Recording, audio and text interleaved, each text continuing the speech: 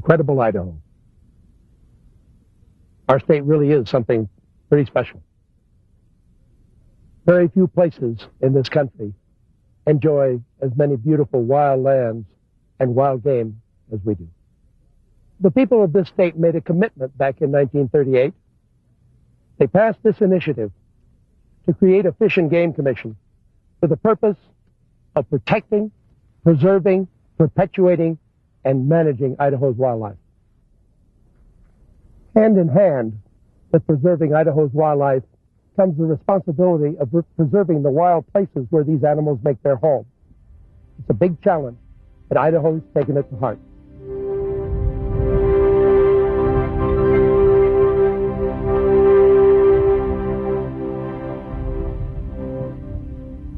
Ansel Adams, the famous photographer who captured the magnificence of the nation's wilderness in his stunning photographs, wrote eloquently of preserving America's wild places.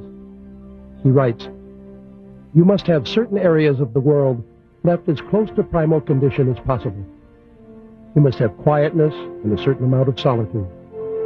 You must be able to touch the living rock, drink the pure waters, scan the great vistas, sleep under the stars, and awaken to the cool dawn wind.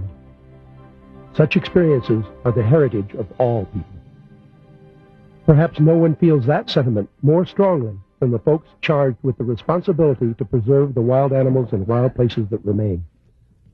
For conservation officers Lynn Merrill and Joe Curry, that means working the mountains and rivers of Idaho's spectacular backcountry. You ready? Shouldn't take a few hours to get in here. I first started into fish and game work because I thought I would have an opportunity to spend a lot of time with wildlife. Fortunately, that hope has come true for the most part. Throughout the year, I spend time with big game, small game, the fish, predators on occasion, and of course, I deal with the people that are also involved with those animals.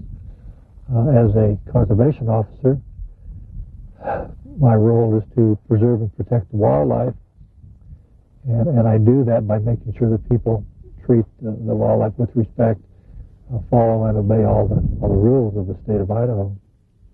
So I enjoy my job because I have an opportunity to do just what our preamble says, and that is preserve and protect wildlife for the people within the state of Idaho. And that's one of the things that's real important for all of us to remember, is that the wildlife within the state belongs to all of the people for the enjoyment of everyone. Yeah. Wildlife needs habitat to survive.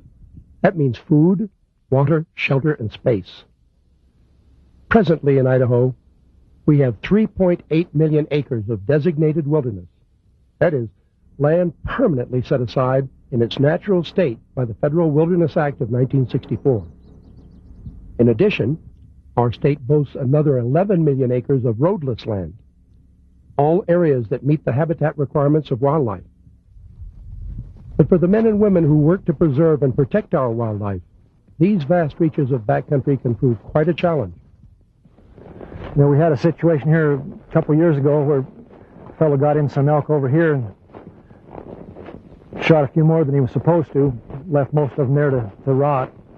We were able to make contact with the gentleman and take care of that situation. In the summertime, when we spend time in these areas for several reasons, which include monitoring what's happening with the wildlife populations, the movements, what's occurring in the habitat, watching for things that might be destructive in nature or positive in nature. We make contacts with public that are up here utilizing the areas to either help them out or to see that they're obeying the laws and that everything's going according to Hoyle. Looks like got more elk beds all over the ridge here. This area of eastern Idaho is known as Poker Peak, a lush paradise that begins gently along the shoreline of Palisades Reservoir and stretches to the snowy crown of Caribou Mountain. Summer is in its full glory. The cool green forest glades yield to spectacular mountain meadows blanketed in a profusion of wildflowers.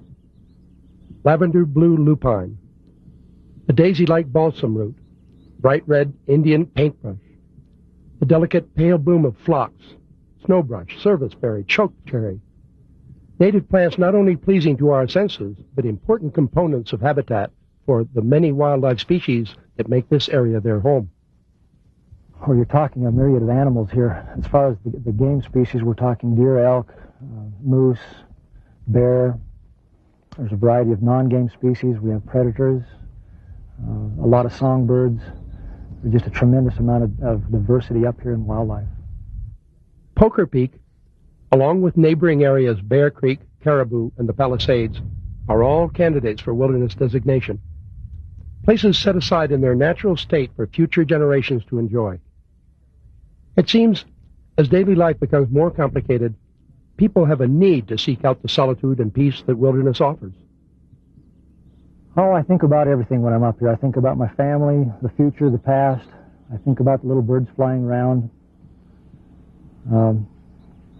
Basically, I try to mentally relax when I'm up here. I see a real need for this type of a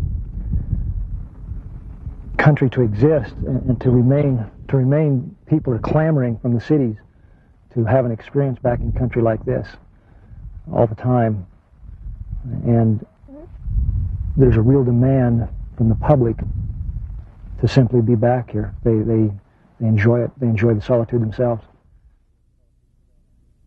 In a number of states, such as our neighbors, Oregon and Washington, the demand has become so insistent that access has been limited to wilderness areas.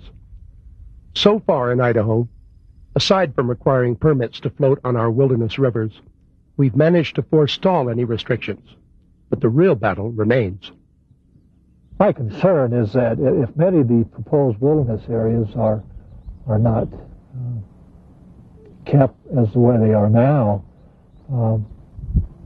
man will have a tendency to take the last merchantable timber in the draws and make a road up to the peak to drill an oil well or see what kind of mineral might be in the ground. And obviously there's a time and a place for all the things that man requires. We need to build homes, and we need to have roads. We need to have places to buy our groceries.